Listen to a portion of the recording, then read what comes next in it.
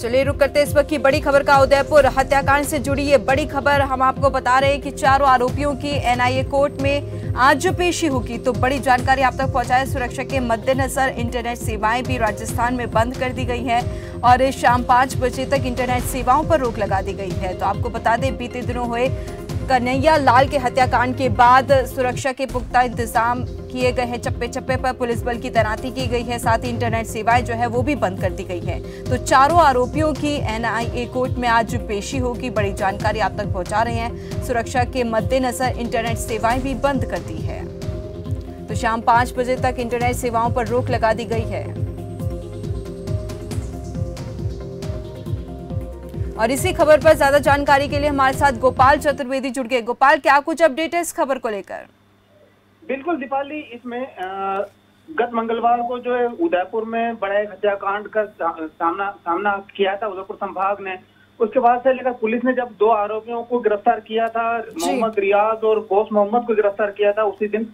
उसके बाद 3 और लोगों को वहां पर गिरफ्तार किया गया था। कल यहाँ पर जो एसआईटी का गठन किया गया है जांच करने के लिए, उन्होंने 2 और लोगों को गिरफ्तार किया है, जिसमें कुल मिलाकर के मोहसिन और मुजफ्फर जो दोनों ही उदयपुर के निवासी हैं, ये दोनों ही मुखबरी करने के मामले में गिरफ्तार किए गए हैं। कहीं न कहीं इनका डायरेक्ट इंडायरेक्ट रूप से इनका मर्डर में सहयोग है।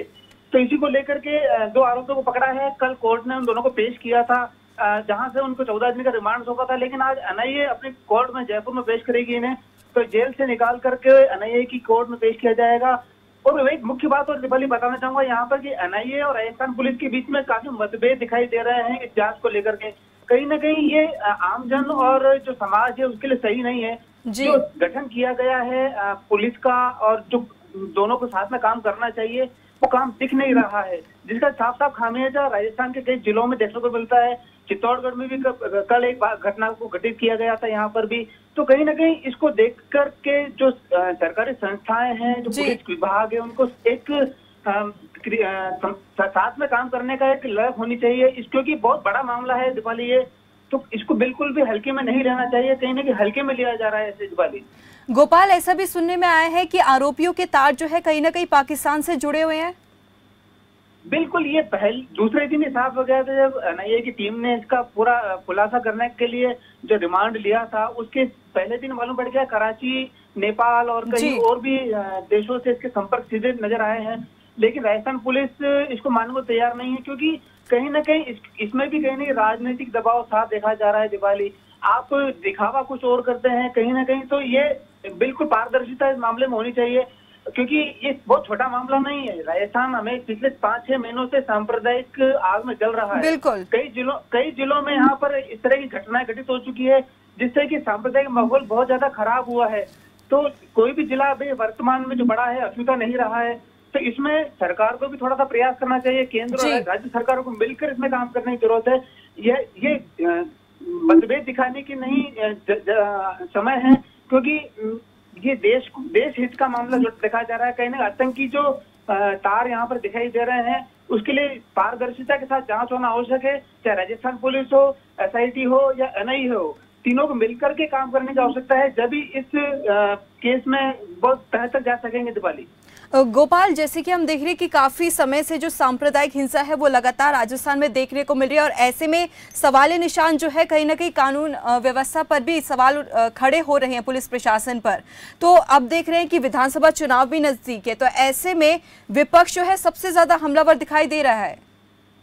दीपाली, ये बात किसी से छुपी नहीं है कि पिछले 1 साल के अंदर राजस्थान के लगभग 13 जिलों के अंदर सांप्रदायिक घटनाएं घटित हो चुकी है, जहां पर समुदाय विशेष के लोगों ने और हिंदू समाज के लोगों आमने सामने कई बार देखा गया है। पत्थरबाजी देखी गई है, आगजनी देखी गई है, गोली चाकूबाजी घटनाएं देखी गई है, जो बिल्कुल सही नहीं है।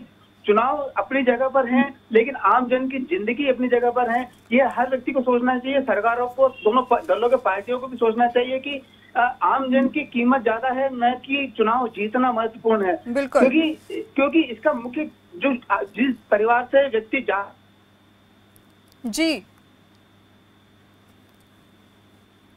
कुछ रुपए देकर के उस व्यक्ति को वापस नहीं लाया जा सकता है। इस घटना में, उदयपुर की घटना में भी यही हुआ है।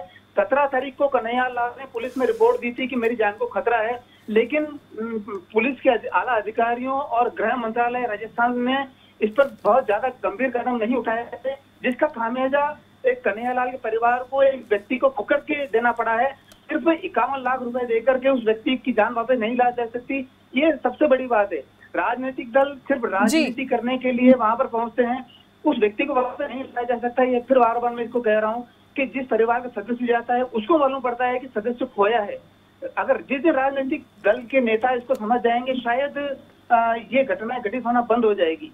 गोपाल, जैसे कि हम सुन रहे हैं कि जो शिकायत है कन्हैयालाल ने पुलिस को भी दी थी कि उन्हें धमकी दी जा रही थी, लेकिन बावजूद इसके कोई ठोस कदम पुलिस की ओर से नहीं उठाया गया है।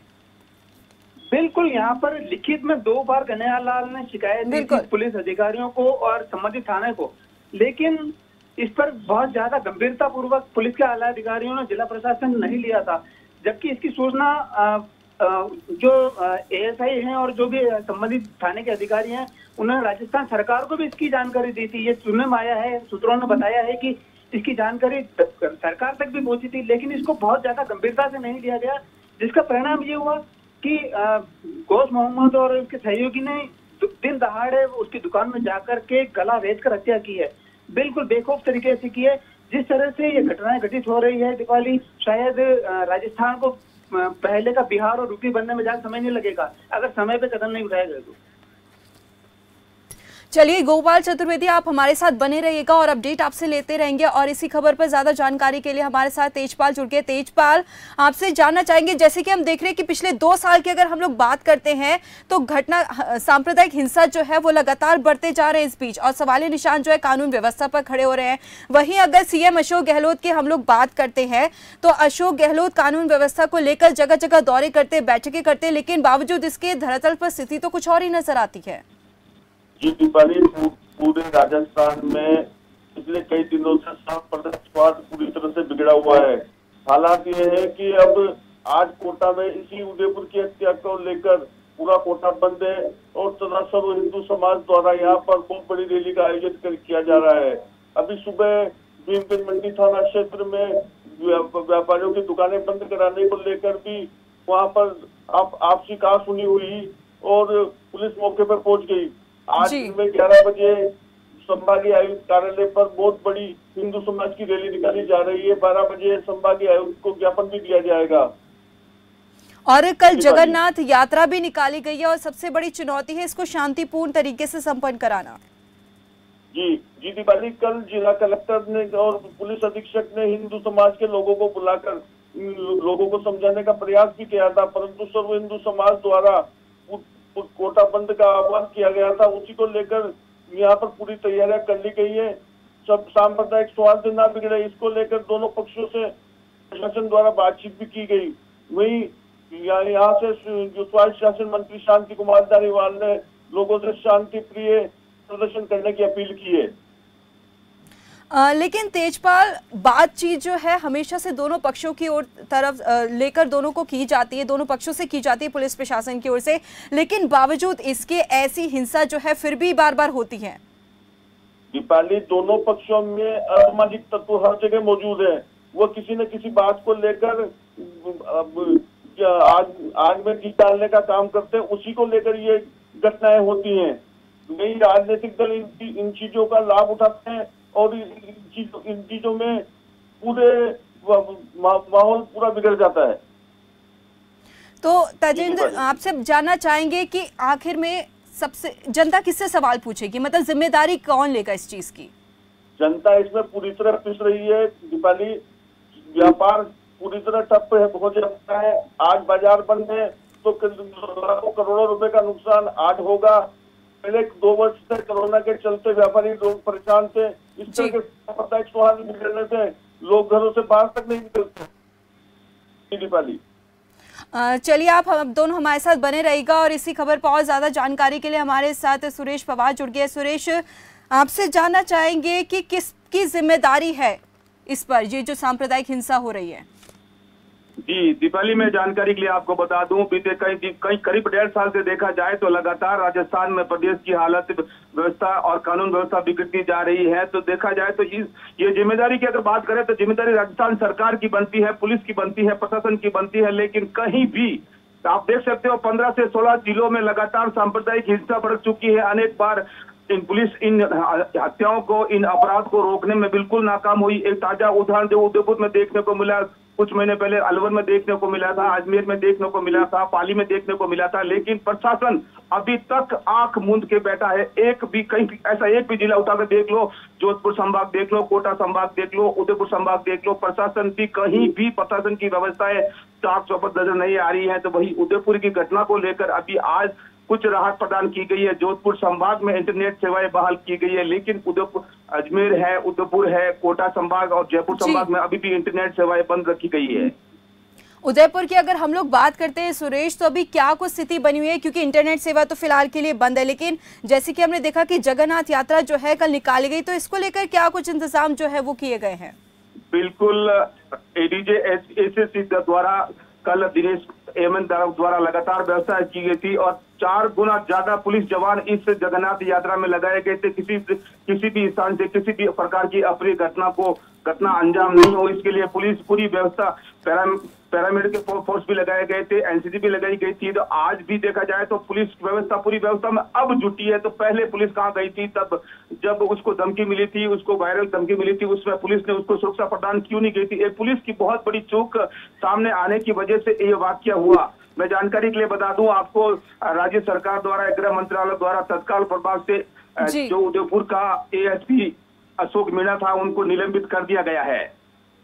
गोपाल, आपसे जानना चाहेंगे, ये जो हम देख रहे हैं कि हिंसा में अरबों का नुकसान होता है, बहुत संपत्ति जो है सबसे ज्यादा नुकसान देखा जाता है, तो इसकी भरपाई कौन करेगा?